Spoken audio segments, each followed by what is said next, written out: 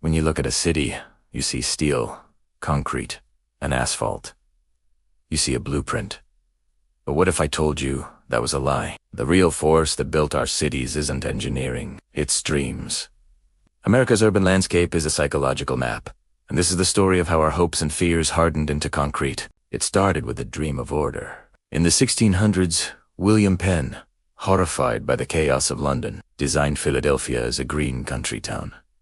He laid out a grid, not just for traffic, but as a kind of moral compass. Wide streets and public squares were meant to organize our souls as much as our city. This was the first American dream of control. But soon, the dream of wealth collided with it. Commerce filled the open spaces, and the moral sanctuary became a marketplace. By the late 19th century, the dream changed.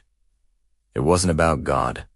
It was about industry. After the Great Chicago Fire, capitalists dreamed vertically. The skyscraper was born, a defiant challenge to gravity. For the first time, the tallest buildings weren't cathedrals, but the headquarters of banks and insurance companies. The skyline became a graph of economic ambition. But below, for millions of immigrants, the city was a nightmare. In response, the City Beautiful movement tried to mask the factory suit with grand, Roman-style buildings. Then came the automobile. The 20th century was a battle between two new visions. One was a garden city, the idea of bringing nature into the concrete jungle, like New York's Central Park.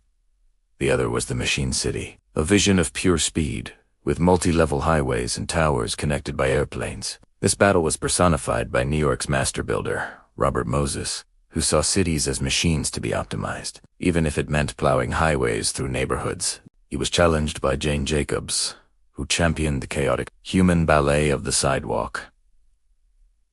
After World War II, fear drove the next great dream: escape. Returning G's didn't want skyscrapers. They wanted a lawn and a white picket fence. The suburb was born. The government even subsidized this mass exodus from the cities. The dream of a quiet, uniform life created the commuter, drained cities of their vitality. Today, the pendulum is swinging back. The children of the suburbs are rediscovering the cities their grandparents fled. Old factories become trendy lofts, and abandoned rail lines become parks, like the High Line.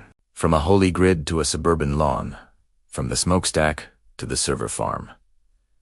America's cities are the physical residue of our collective imagination. They are imperfect, chaotic, and constantly under construction, just like the American dream itself. And as long as we keep dreaming, the skyline will never be finished. Thanks for watching.